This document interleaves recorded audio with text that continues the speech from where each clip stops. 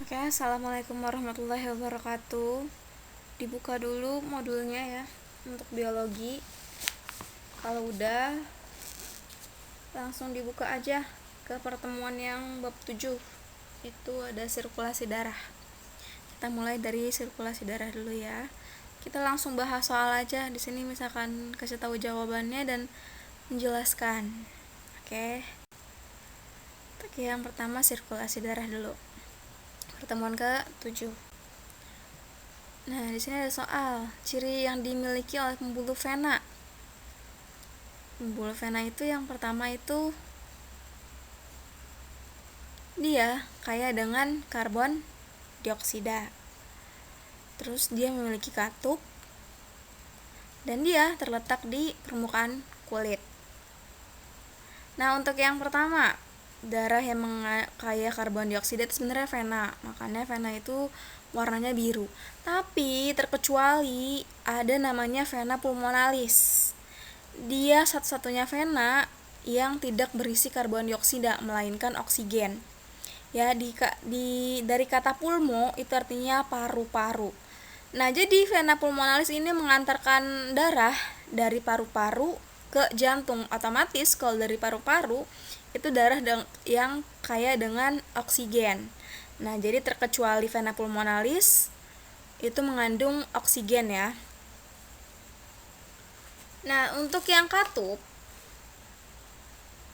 si vena ini memiliki jaringan berbentuk melipat. Nah, bentuk melipatnya ini seperti katup di bagian pembuluh. Fungsinya untuk apa sih? Jadi jika cairan darah dari vena turun akibat gaya gravitasi ya, maka katup ini fungsinya itu untuk menutup atau mencegah aliran itu ke bawah. Yaitu fungsi dari katup pada vena atau pembuluh vena. Ya, kalau misalnya yang terakhir terletak di permukaan kulit, coba perhatikan pergelangan tangan kalian. Itu kan ada urat ya, kalian bilangnya urat atau pembuluh darah. Pembuluh darah ini warnanya biru kalau di pergelangan tangan kalian. Nah, ini menandakan bahwa vena itu terletak di permukaan kulit atau dekat dengan permukaan kulit. Jadi jawabannya yang C ya, 2, 3, dan 5. Lanjut. Nah, warna merah terang pada darah disebabkan oleh jawaban yang E, reaksi antara oksigen dengan hemoglobin. Jadi fungsinya hemoglobin ini dia menangkap oksigen. Nah, hemoglobin ini berisi protein dan zat besi atau Fe. Nah, oksigen ketika dia berikatan dengan hemoglobin, dia itu akan membentuk yang namanya oksihemoglobin. Nah, oksihemoglobin inilah yang akan memberikan warna merah terang pada darah. Ya. Kecuali kalau misalnya dia reaksi antara karbon dioksida dengan hemoglobin yang C. Nah, itu merupakan darah yang akan warna biru, atau kebiruan. Nah, itu yang C ya. Kalau yang warna merah terang itu yang jawabannya yang E. Ya, ikatan antara oksigen dengan hemoglobin. Lanjut. Nah, di sini yang bukan arti nilai darah pada Nia. Nah, ketika Nia meriksakan ke dokter, ternyata tensi darahnya itu 140/89. Berarti itu kategorinya adalah hampir masuknya ke hipertensi ya, karena normalnya manusia itu tensi darahnya 120/80. Maka 140 itu menunjukkan sistolnya atau tekanan jantung maksimum saat memompa darah. Untuk 89-nya itu adalah distolnya atau diastolnya, atau tekanan terendah di antara kontraksi saat jantung istirahat. Ya, berarti yang bukan arti nilai darah Nia adalah yang C ya, Nia tersebut mengalami hipotensi. Karena kalau hipotensi itu tekanan darahnya itu di bawah atau under 120/80. Kalau lebih tinggi dari 120/80, dia masuknya ke hipertensi. So, jawabannya yang C. Lanjut. Fungsi vitamin K dalam koagulasi darah atau pembentukan darah. Pembekuan darah. Nah, di sini fungsinya vitamin K adalah untuk mengaktifkan protombin yang belum aktif menjadi trombin. Jadi enzim trombokinase itu kan mengeluarkan protombin. Nah, protombin ini adalah zat yang atau enzim yang belum aktif. Ketika dia dibantu ya oleh ion kalsium dan vitamin K, itu akan membentuk enzim yang sudah aktif atau trombin. Nantinya trombin akan membentuk fibrinogen, kemudian akan menghasilkan benang-benang fibrin. Lanjut masuk ke sistem respirasi yang pertemuan ke-8. Dibuka lagi bukunya, modulnya. Oke, kalau udah, yang pertama, proses respirasi yang membuktikan memproduksi karbon dioksida.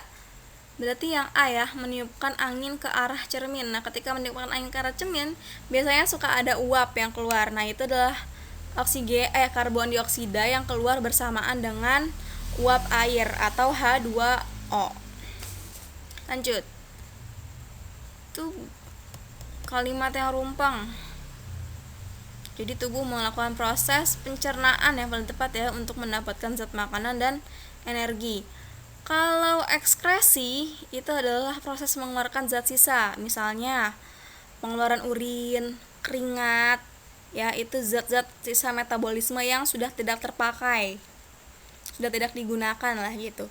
Kalau oksidasi itu adalah reaksi pengikatan oksigen oleh suatu zat. Kalau defekasi itu adalah proses pembuangan air, BAB, itu defekasi. Jadi jawaban yang paling tepat adalah yang C. Lanjut. Selaput suara pada manusia berada pada pangkal tenggorok ya, atau disebutnya laring. Kalau batang tenggorok itu berarti tenggorokan yang disebut trakea. Kerongkongan disebut dengan esofagus. Faring itu adalah percabangan antara esofagus dan trakea. Jadi dia perbatasan nih antara mau ke esofagus ya atau ke trakea. Kalau esofagus itu kan jatuhnya ke kerongkongan. Dia masuknya ke sistem pencernaan. Sedangkan trakea ini atau nama lainnya tenggorokan, dia masuknya ke sistem pernafasan. Jadi jawabannya yang B ya, laring. Di situ ada selaput suara. Untuk yang tanda panah yang Miss tulis nih atau Miss kasih, itu adalah esofagus. Kita lihat bahwa faring membuktikan bahwa faring itu adalah percabangan antara tenggorokan dengan kerongkongan. Bisa dilihat kalau yang keping-ping tuh ya, yang bentuknya kayak cincin-cincin, itu kan ketenggorokan. Ya, jadi kalau misalnya di belakang tuh sebenarnya nggak kelihatan nih esofagusnya, itu masuknya ke esofagus, harusnya saluran pencernaan. Lanjut. Seseorang dapat tersedak karena adanya makanan yang memasuki tenggorokan.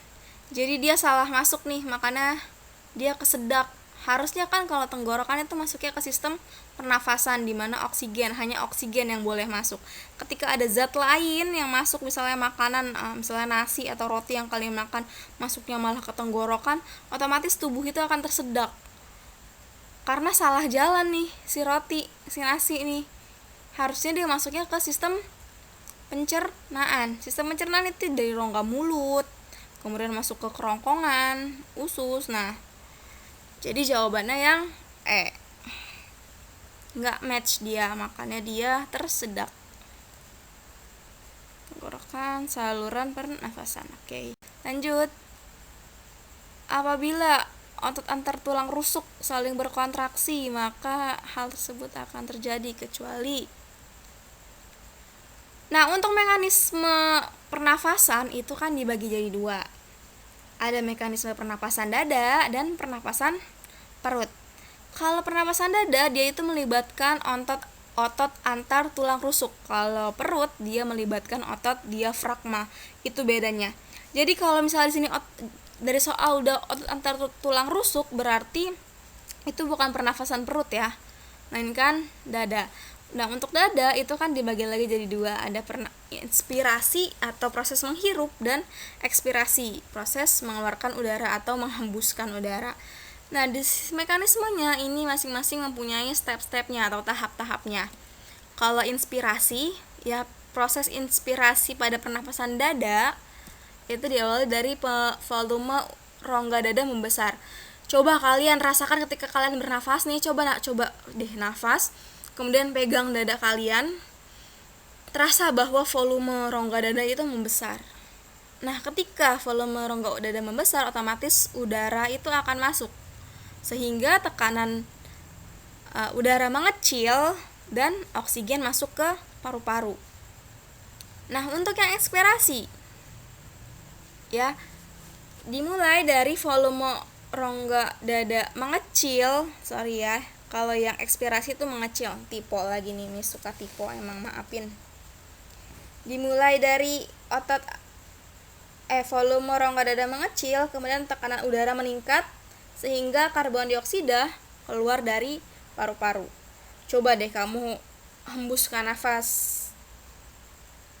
pasti otot antar tulang rusuk kalian tuh terasa santuy gitu. Beda sama ketika bernafas. Ya, yang diekspirasi coret ya, ini harusnya volume rongga dada mengecil.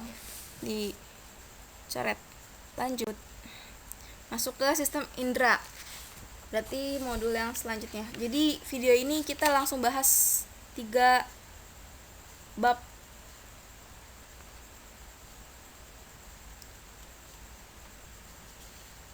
Yang bab 12 deh, sistem indera. Ternyata maksudnya Miss ke pertemuannya, maksudnya nih pertemuan 9 tapi babnya 12 gitu. Ya udah deh, lanjut aja. Nah, fakta yang benar tentang hubungan antara cahaya sama kemampuan mata untuk melihat benda. Jawabannya yang B, adalah mata dapat melihat benda karena benda memantulkan cahaya yang diterimanya, sehingga cahaya masuk ke mata.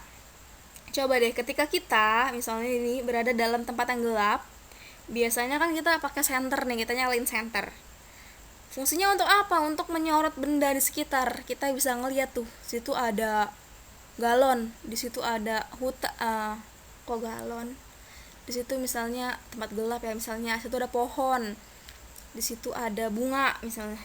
Tapi kita bisa ngeliat kan tuh, tapi beda halnya ketika gelap. Terus kita nggak nyalain senter, berarti kita nggak akan bisa melihat apa-apa dong. Berarti di sini membuktikan bahwa mata dapat melihat karena benda itu memantulkan cahaya, sehingga cahaya itu masuk ke mata. Next. Dimulai dari kiri atas, bayangan yang benda yang jatuh depan retina kan, dan lensa mata yang terlalu pipih. Lensa mata yang terlalu pipih itu menunjukkan seseorang mengalami atau menderita penyakit hipermetropi ya. Yang A jawabannya, lensa mata terlalu pipih. Lanjut ke kanan atas, lensa kacamata rangkap, ini penderita presbiopi ya. Kemarin kita udah bahas di pembahasan TO, ternyata keluar nih soalnya. Penderita presbiopi ya, atau mata tua, biasanya dialami oleh orang-orang yang sudah lanjut usia. Untuk yang miopi kan rabun jauh, dia pakainya yang cekung atau kacamata minus. Mata tua ini rangkap, keduanya cekung cembung dia pakai. Hipermetropi rabun dekat, biasanya pakainya cembung atau kacamata plus. Katarak ini tidak bisa dibantu oleh kacamata karena dia harus dioperasi. Hemerolopi ini adalah mata senja atau susah melihat ketika gelap karena kurangnya vitamin A. Bisa dibantu dengan makan makanan yang kandungan vitamin A-nya tinggi, misalnya wortel gitu dan sebagainya. Lanjut ke kiri bawah. Di sini kita lensa yang membantu penglihatan Edo. Dia menderita miopi, berarti rabun jauh ya. Maka dia dibantu dengan lensa cekung. Ya, miopi cekung. Ganda presbiopi, cembung hipermetropi, berarti yang C.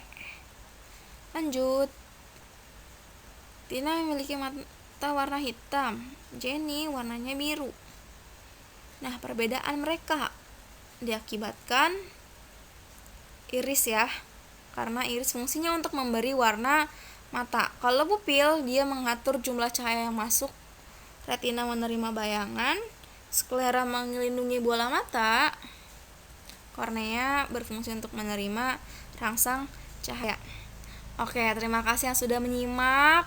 Semoga masih semangat nih belajarnya. Kira-kira 2 minggu lagi deh kalian USP. Disemangatin terus belajarnya meskipun sedang pandemi.